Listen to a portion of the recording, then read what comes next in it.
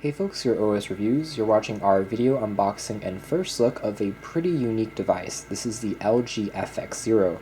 It's actually a semi-transparent phone, which we'll see in a moment, and it was released originally only in Japan, but can now be picked up unlocked on Amazon as well as eBay for around $60 for new, which is pretty inexpensive for a brand new smartphone. It actually offers mid-tier specs, inclusive of a Snapdragon 400 processor, which is quad-core, and we saw this on the HTC Desire 510 actually a year ago. This is 1.2 gigahertz, and it has 1.5 gigs of RAM, which is enough to power the relatively lightweight Firefox OS operating system. It also has a 4.7-inch IPS display, which has a 720p resolution, not 1080p, but not too big of a problem at this price point. It has 16 gigs of built-in storage, an 8-megapixel autofocus rear camera, LED flash, 2-megapixel front-facing camera, and again, the version that you can get on Amazon and eBay comes fully unlocked. Other notable aspects of this particular device is again that it offers these relatively mid-tier specs as opposed to most other Firefox OS smartphones, which are relatively budget-oriented. Of course, Firefox actually announced a few weeks ago that they would no longer be releasing any new phones. However, there is still going to be continued support for Firefox OS devices, so that's something to take note of. The box here is pretty small and petite. On the back, you have some basic information, inclusive of the fact that you can expand the memory using a micro SD card if you want to do that. This phone also does come with NFC for wireless communication and wallet services. The box here, you can see it has a gold packaging because it actually went on the Japanese carrier AU, which is the elemental symbol for gold, which is pretty good attention to detail here. We have the Firefox logo on the bottom, a bit of tape, which I'm going to slice open.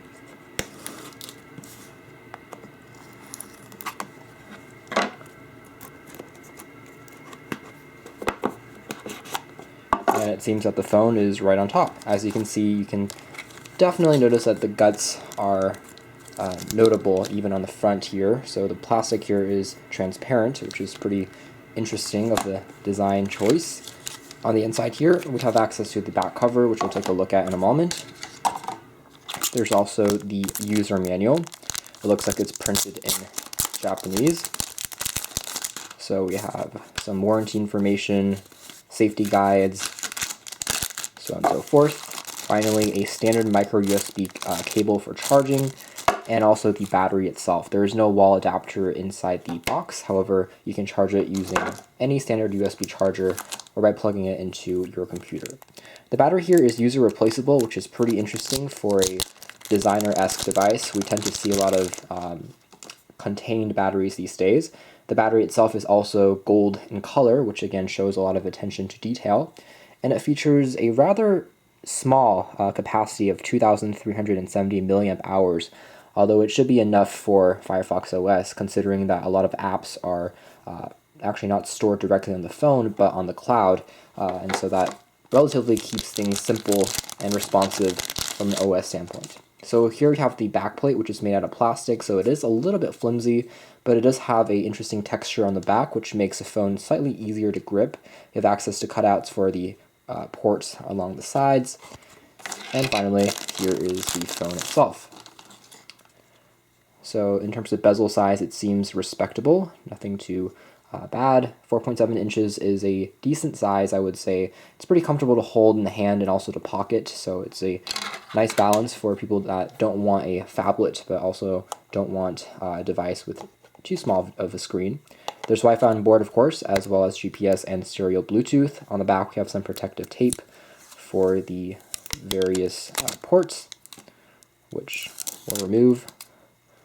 So here we have the actual micro SIM card slot, and that's basically it. There's one speaker grill on the very bottom here, so it doesn't have any stereo speakers. It's also not front-facing, so that is one con. So with the back cover snapped into place, you can see it definitely looks like a unique device. In terms of transparency, it's not completely transparent, unlike the LG Crystal and the Sony Ericsson Xperia Pureness, which we also saw a few years back, but it still offers a pretty techy, geeky experience overall. The phone is also not the slimmest device in the market. Here we have a the Compassion 660 just for comparison of the size. But it's pretty respectable and offers a boxy aesthetic. On the side here, we have access to the AU logo. This looks to be the power switch, which we'll tap on here just to see if there's any battery. Looks like there is a slight amount. On the bottom here, a standard micro USB port for charging and syncing information. The other side features access to the FX0 sign and also the volume rocker, which is a little bit on the small side of the spectrum, but it is chrome accented and pretty tactile and responsive. On the very top, there's access to a 3.5mm headphone jack, and that's basically it. So pretty simple in terms of the ports that you have on the device. So I'm going to peel off the screen protector on the front, and you can see the front-facing camera as well. This is running Firefox OS 2.0. We'll get more in-depth in the actual review, but just taking a quick look, there are some updates compared to the first iteration of Firefox OS, which we saw around 2 years ago with the ZTE Open and the OpenC, which we also reviewed on this channel, which you can take a look at that. There's also the presence of a drag-down notification drawer. Snapdragon 400 should be more than sufficient to power this device relatively smoothly. It seems like the screen here from a first impression standpoint is pretty sharp and vibrant. Viewing angles seem to be good. And there's also a universal search bar as well. Seems like you have to scroll up and down vertically to access most of your applications. The home key on the bottom here also features the Firefox logo, which is pretty cool. Tapping on that once actually allows you to go back to the very top of the list. And so that's just basically a very quick first impression standpoint of the phone. So it feels pretty solid in terms of construction. We're going to get more in depth in terms of the performance and so on and so forth in the actual review. So this has been an unboxing and video first look at the LG FX0 Firefox OS smartphone. Thanks for watching here at OS Reviews.